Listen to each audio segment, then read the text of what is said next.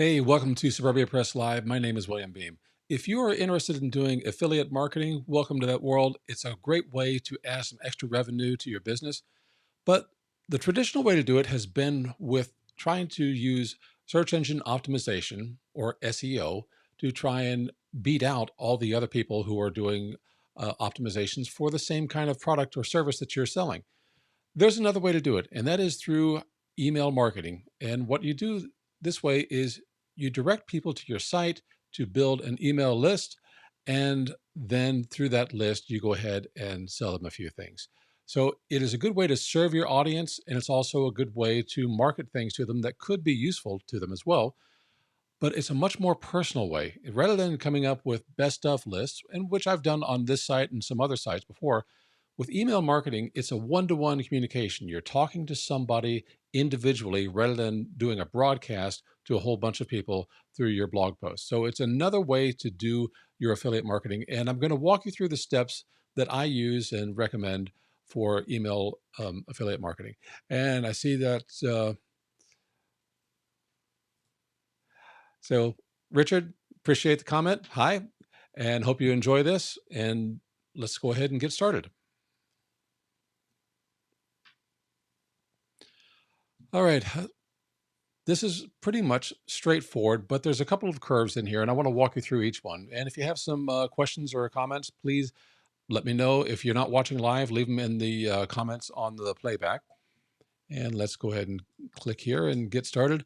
So the first thing is, why bother using email? I mean, as I said, a lot of people do this with blog posts or sometimes with YouTube marketing. But the thing about email marketing, and you've probably heard this before, is you own the audience. If you are getting search engine optimization, you can't guarantee who's coming in that you can communicate with them again. Same thing if you're doing it on YouTube or any other social media, somebody else owns the audience. When you have an email list, as long as they're subscribed, that is something that another organization can't take away from you. And it's not subject to the whims of search engine results or algorithms on various social media platforms. And more people see your message.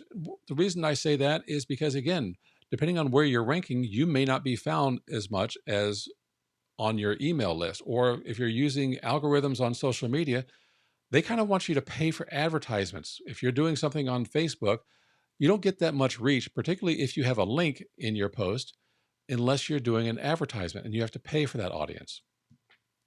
So you can segment your audience so people can receive custom messages. For example, you may have people that join you because they like your overall purpose and your overall message, but they may have specific interests or needs, which you can track with tags using email marketing. And I've got a previous live session on how to use tags. But the idea is that you can send the right message to the right person at the right time with your email audience. With anything else, it is a broadcast, and you're talking to a group rather than to an individual. And that's my point here is it's a conversation. It's not a general broadcast. You can be very specific. If you ask for the person's first name when you capture their email address, you can reference them by name inside the email. And if you have any other tags that kind of show their interest, you can make sure that you're sending emails about those profiles that you have of their interests. And if they don't want to be notified, you can put a tag there that says, do not send this person an email about this topic or subject. This ought to get your attention. 36% ROI based on HubSpot's research as of November 30th, 2022. What that means is for every $36 for every dollar that you spend, you can earn $36. It is that effective. Now, if I asked you to give me $1 and I will give you $36 back, how often would you do that? You do that all day, every day. So a return on investment for your email is probably one of the best marketing factors that you can go with. That is an impressive return on investment. And there's another site called Monetate. It says email marketing drives more conversions than any other marketing channel, including social and search. So the idea is that you drive people to sign up your email list, and then you can go ahead and send them something that's interesting to them. And every once in a while, you go in and toss in some messages that might be a product that is where you're an affiliate for it. So I'm going to tell you the 5 steps, then we're going to break down more detail in each one of these things. So you're going to create a lead magnet. That is something that you offer to get somebody to subscribe to your list. You're going to apply for affiliate partnerships because if you're going to do this for affiliate marketing, obviously you need to have partners. Now, keep in mind, you can do this with your own products and services. And if you have them, you should include those on your email list. But affiliate partnerships let you sell other people's products where they've done all the work, they've built the product, and basically what you're doing is recommending things to your audience. So you create your email list, you build these elements. And when you're looking for an email service, I'm going to go into more detail, but you want to make sure that you can do sequences, which is a list of emails that drip out over time, tags, that is metadata that you add to each of your contacts, smart links, and that phrase particularly comes from the email service I'm using called Fluent CRM. But basically, it means that if you send an email to somebody and there's a hyperlink in it, your email system can then add a tag to the contact that tells you they clicked on this. That means that you can follow up with them in more detail. And automations, which are basically workflows that bring those previous three things together. So you drive people to sign up for your lead magnet. How do you do that? Well, that's where you can build an audience on social media. You put these opt-ins on your website, but basically you are trying to get people to sign up for your email list and you're growing that as your business. So let's start off with building a lead magnet. And as I said, this is something of value that you offer for free in exchange for a subscription. It's really that simple. In my case, I have a PDF, and I'll show you that a little later on. It could be a checklist. It could be email course, a mini course that goes by email. Could be a video course, something that is of value to your audience. And good lead magnets are relevant to your audience, but not to others. And here's the reason I'll say that. If you've got a lead magnet, say sign up here for a chance to win an iPad, all sorts of people are going to sign up for that. But they're not interested in what you may have to offer, and they're going to unsubscribe right away. You want to be known for something, and you want to have a relevant audience for what you do, what your products are, what your services are, or what your email list is about. So you want to be targeting the people who are likely to buy your affiliate products or your products or services. Your lead magnet should provide value or useful information. Maybe it's something where you're doing entertainment rather than information. Maybe it gives them something about the topic that you're really known for, which is, again, what I try to do. And it's just make sure that there's a reason they want it. And it's the people who want it are the people that you want on your list. And then these lead magnets make the audience want more from you. So really, you're giving them some information about what, but the why and how might be coming in later emails. In other words, you're giving them things that entice them to want more from you. All right, so let's talk about applying for affiliate partnerships. The most predominant one is Amazon. There's one problem with Amazon. Their terms of service prohibit you from including their links in email. I don't know why. That's the way it is. There are some people, even with popular email lists, that still sell over, they put Amazon links inside their email list. But if Amazon finds out and they decide that is a violation of their terms, they could cancel um, your entire affiliate agreement with them, and then you can't sell those products anymore. And the emails you've sent out with that have passed or you've already put links into them are no longer valid. You won't be getting any revenue. The people will still be directed to Amazon. They may buy something, but you won't get anything from it. What you may want to do if you're doing Amazon links is put a post on your web page. Then you can put the Amazon link there. It doesn't have to be a big full-on review or a very lengthy post. It is just basically say, click this link, they go to your page, and that's where Amazon allows you to put a link, and then they can click the link from there to go to Amazon. It's an extra step. It's not one that is my favorite way to do it, but I just want to make sure you're aware that Amazon does not permit you to put their links in emails. So there are other services, Impact Radius, Share a Sale, Partner Stack, Booking.com. All of these are places that serve multiple clients who have affiliate offers. So, for example, Impact Radius is probably where I get the largest revenue. I've got a number of different businesses that are serving there. Share a Sale is another one. Partner Stack, I think a lot of the ones, if you look on my website and you see reviews about different help desk software, a lot of those are on Partner Stack. Same thing with some of the ones for email software or software as a service. Those are on Partner Stack.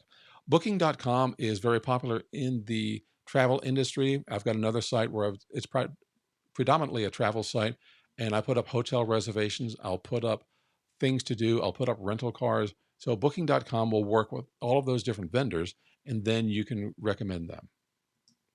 You can sometimes get an affiliate relationship directly with a vendor. So in this case, I have a few places where I will go directly to a vendor and sign up with their affiliate service.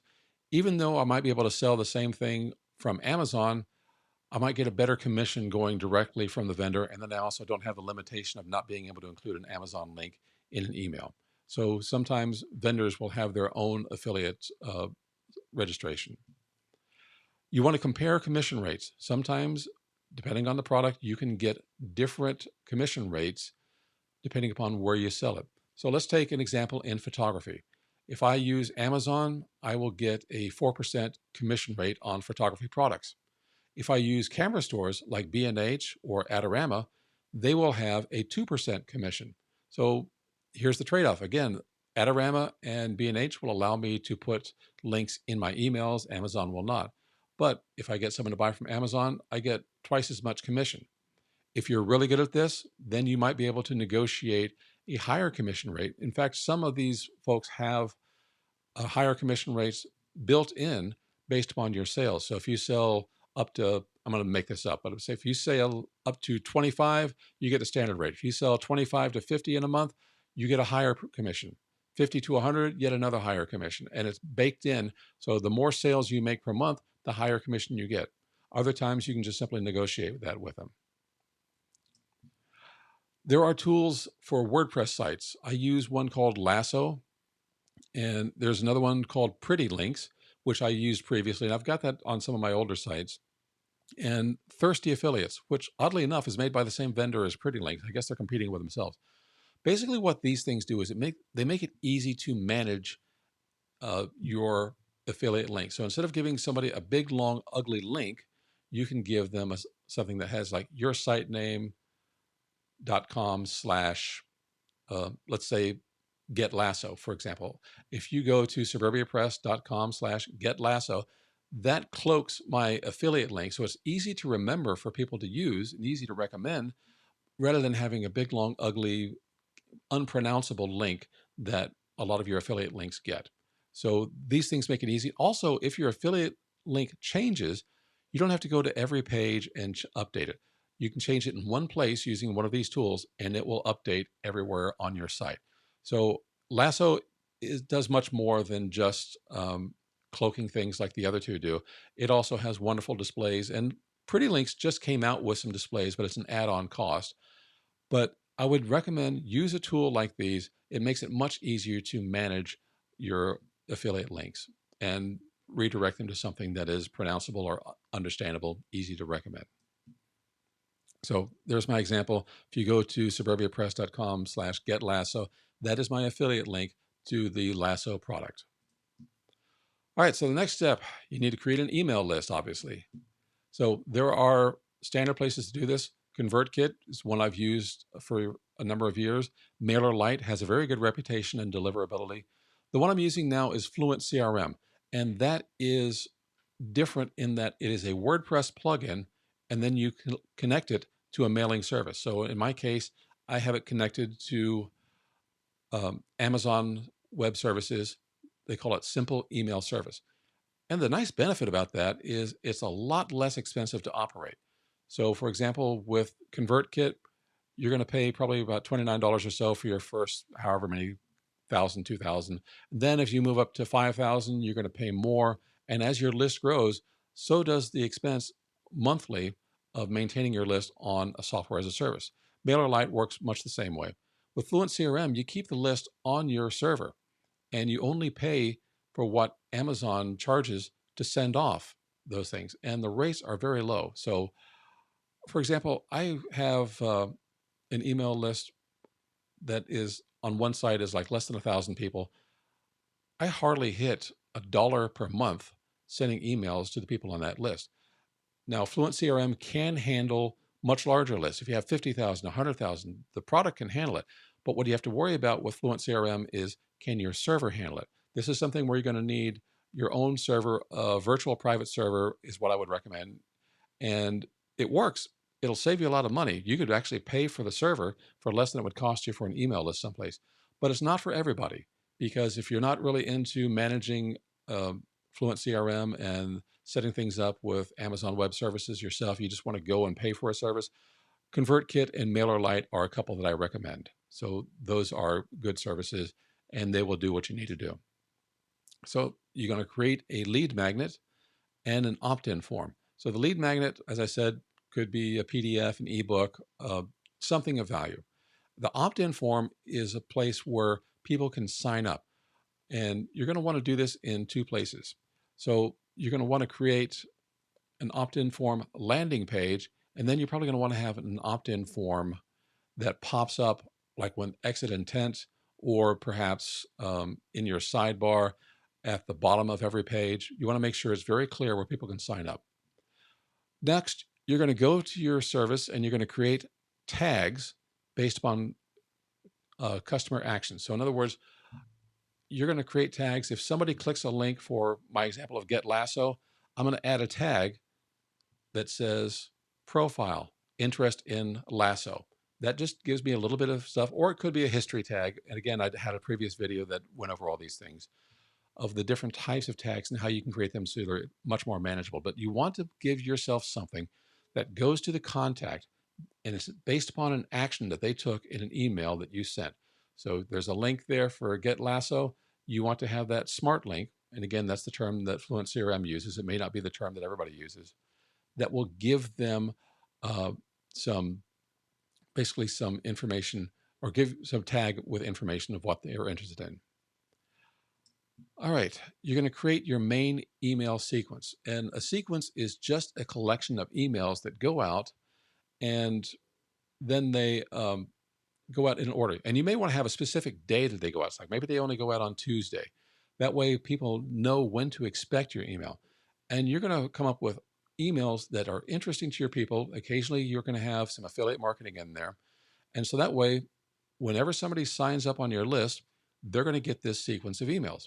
And everybody's going to get the same thing.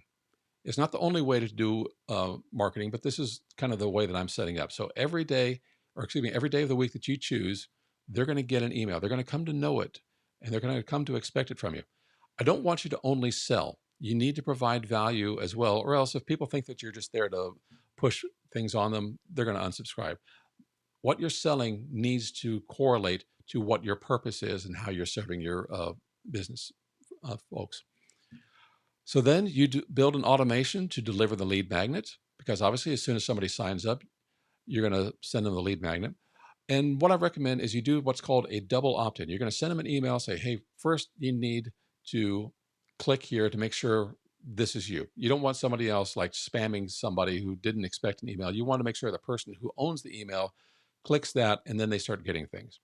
So when they fill out the opt-in form, that sends it off to your service, and you redirect them to a landing page. And the landing page is going to say, welcome, thank you, whatever it is that you want to say.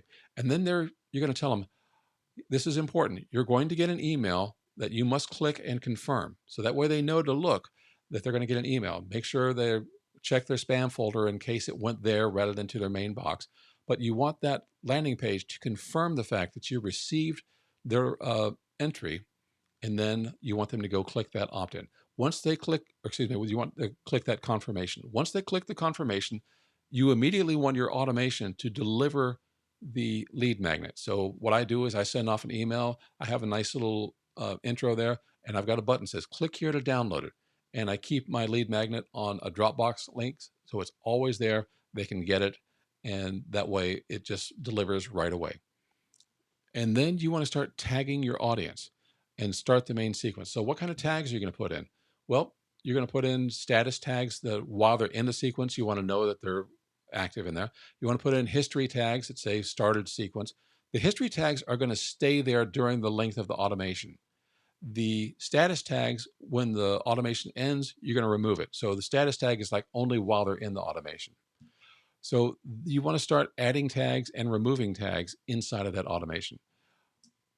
All right, so let's talk about building an automation. So what you're doing with your email system is you're guiding subscribers through a journey.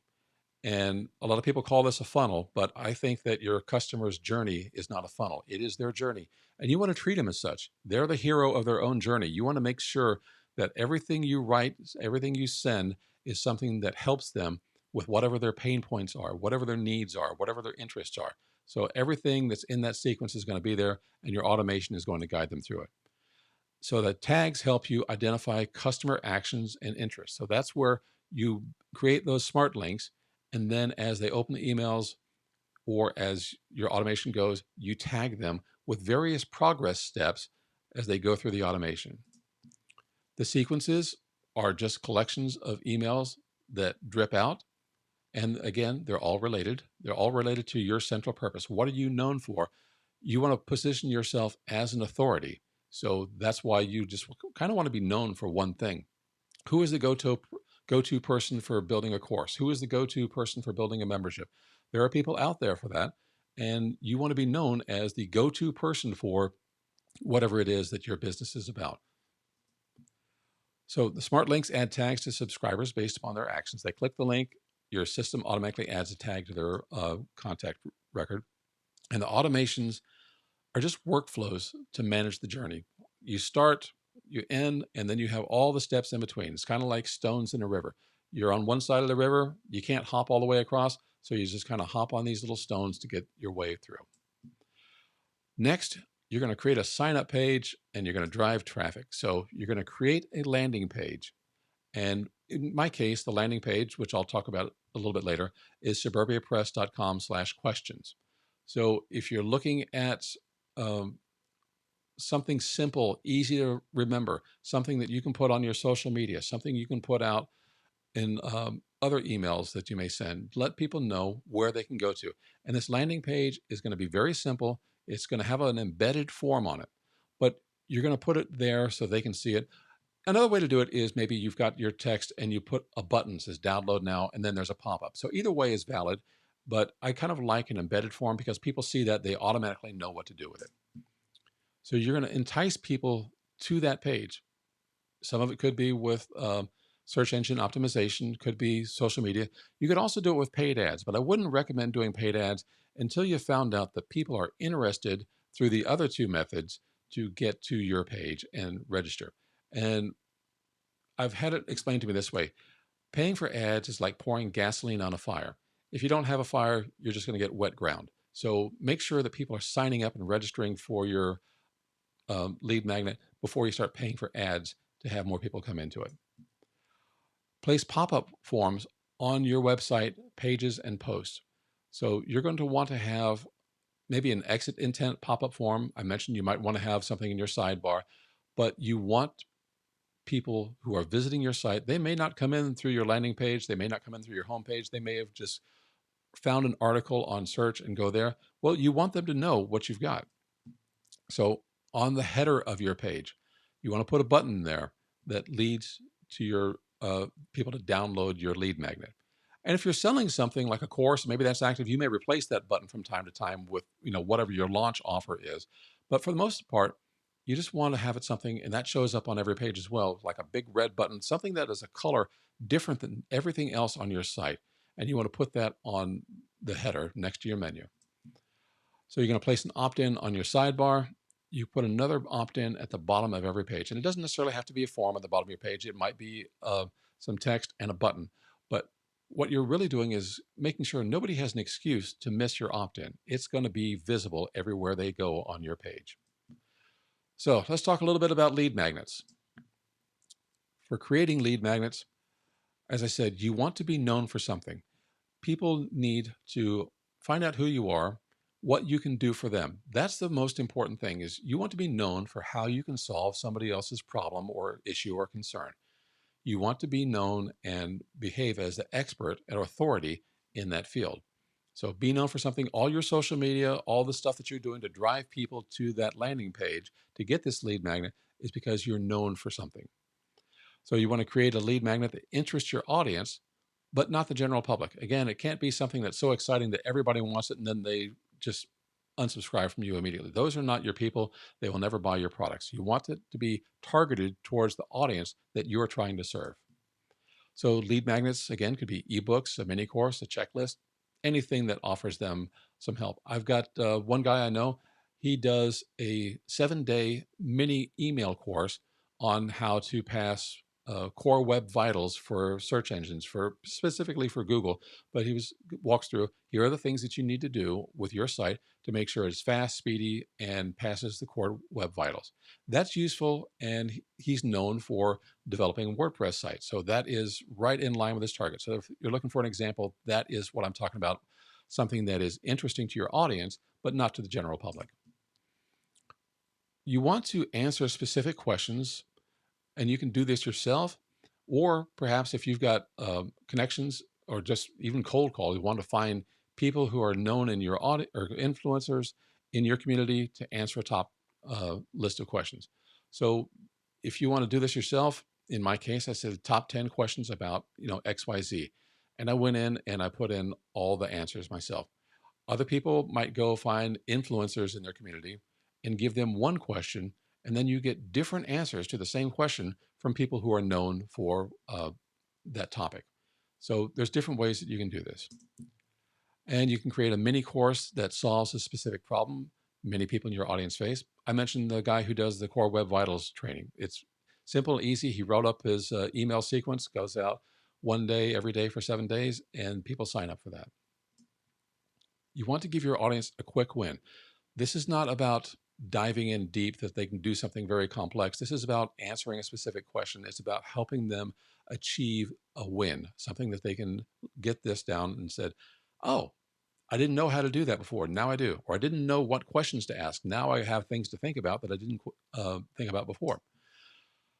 So we're going to talk about managing the email journey. And this is what you need from your email service provider. And we've kind of hinted at this.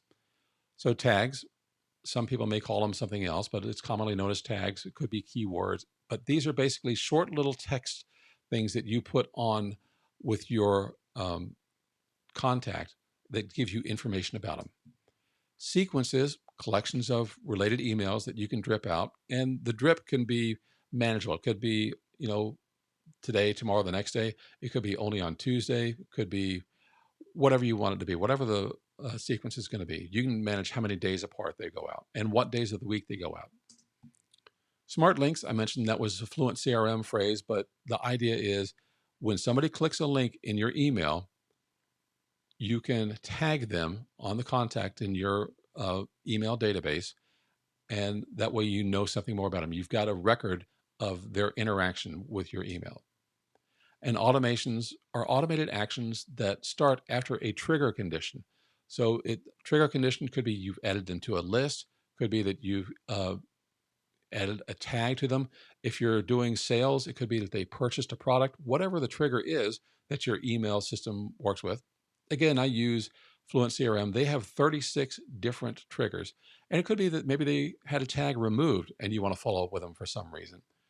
Look for automations that work on trigger conditions and make sure you understand what trigger conditions they are, because that will affect how you're able to start sending emails and updating tags. So creating sequences.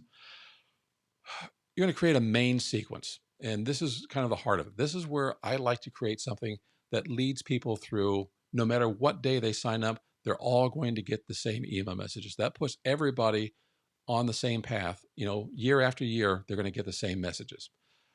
So, and Richard, I see you have to go. I'm sorry I missed you here, but thank you very much. I'll check back with you. All right. So the main email sequence everybody goes through. Every email should have some kind of call to action. And that call to action could be to click a link to buy something, or it could be, hey, hit reply, let me know what you think about this email. Something that you want them to do. And that way they will, they're doing something, they're interacting based upon your email. And that kind of builds a little bit more trust, a little bit more authority.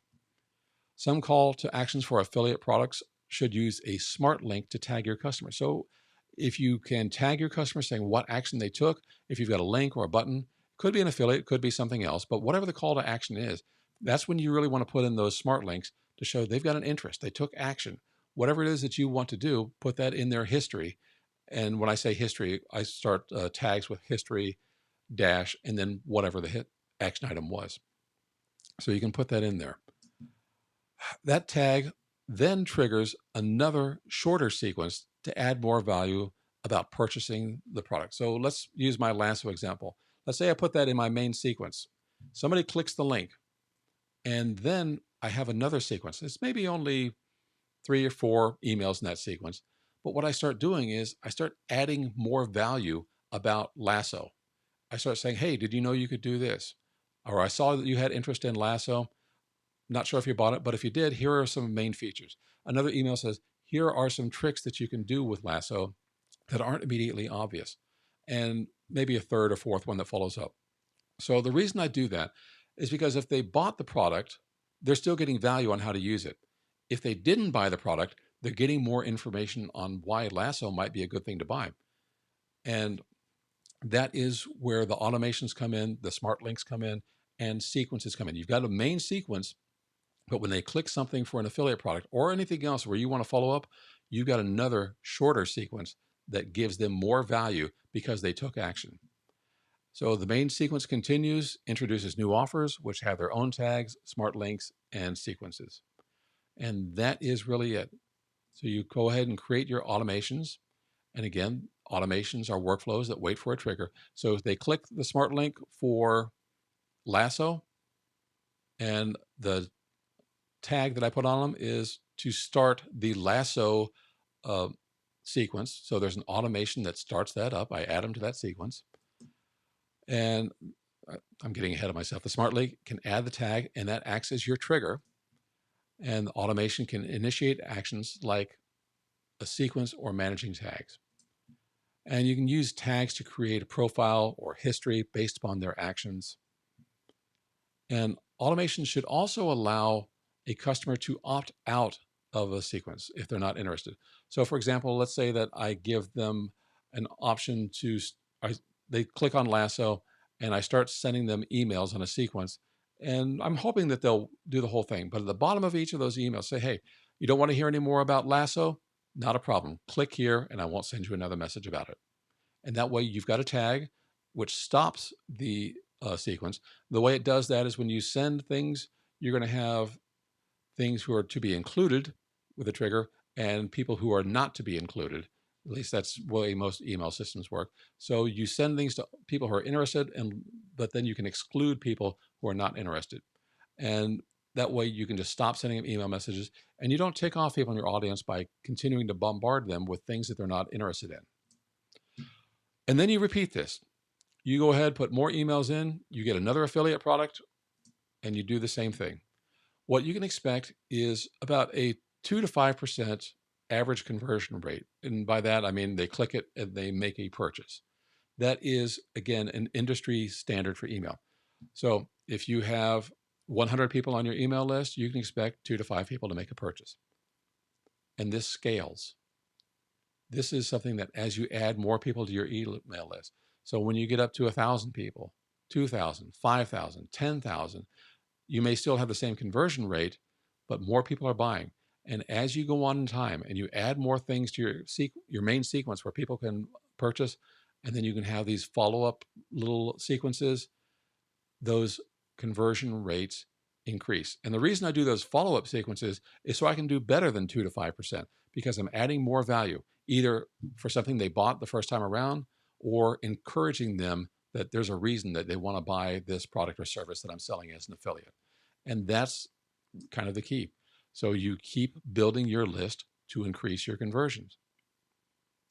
Isn't this so much easier than building page after page and hoping that you've got the search engine and website authority to outrank everybody else to make sales? I'm not saying you shouldn't do that, but selling off your email list and driving people to your email list is a way that more people can compete and offer a more personalized message to their audience. than trying to compete with search engine optimization. So let's go ahead and recap. You're going to build this once and use repeatedly. So you're going to create a lead magnet. You're going to apply for affiliate partnerships. You're going to create an email list. You're going to build your email sequences, your tags, your smart links, and your automations. And you're going to drive people to sign up for your lead magnet. And that is really the flow that we're going to be working with here. So if you want to see an example of one, of course, this is mine, top 10 questions about a high converting website. And this little strategy is part of my overall plan of how to build a high converting website is email strategy. There's obviously much more to it than that. But if you want to get this, it's available at suburbiapress.com/questions. I'll have a link to that in the description below. And see, I'm ahead of myself again. Links to the articles and products that I mentioned are in the description below. So if you're interested in Fluent CRM or to Lasso, that will be down there below. And that is it. That is my strategy. I hope this is helpful to you. And I see that Richard Way had to go, but I'm hoping that he'll be able to come back and finish up everything else. So that's kind of evidence that, yes, we are live. And if you have questions and answer on future live sessions, I'll be here to answer them. And I'll be here every Thursday, except for Thanksgiving at least, and maybe if there's any other holidays. But Thursday at noon Eastern Time, we do Suburbia Press Live, and we'll be going over topics for people who want a high converting website. And I hope that'll be helpful to you. If you have questions, please leave them in the comments. I will come back and answer them. And until then, I'll see you next time.